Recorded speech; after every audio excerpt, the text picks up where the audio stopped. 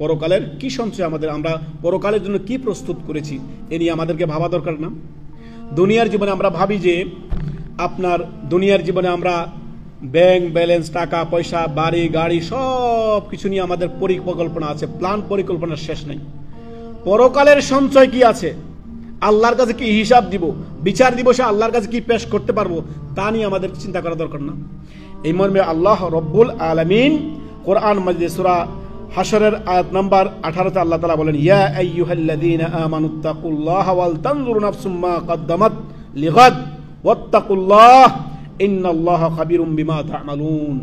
হে ঈমানদারগণ, তোমরা আল্লাহকে ভয় করো, আর প্রত্যেকের আপনার উচিত হলো চিন্তা করা সে বিষয়ে আগামীকাল পরকালের জন্য সে কি প্রস্তুত করলো, কি প্রেরণ করলো পরকালের জন্য।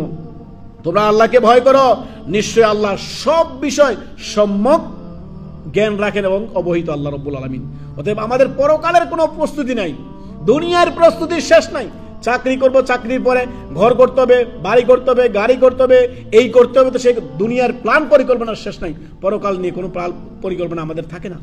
অতএব ওয়াল তানজুরু নাফসুম মা কদ্দামাত লিগাদ, আগামীকালের জন্য কি পাঠাচ্ছেন, কি প্রেরণ করতেছেন, কি প্রস্তুত করতেছেন, সে নিয়ে আপনাকে আমাকে সজাগ থাকতে হবে। হেলায় পড়ে থাকলে হবে না। দুনিয়া নিয়ে হেলা, দুনিয়া ধোকা পড়ে আছে। ওমাল হায়াতুদ দুনিয়া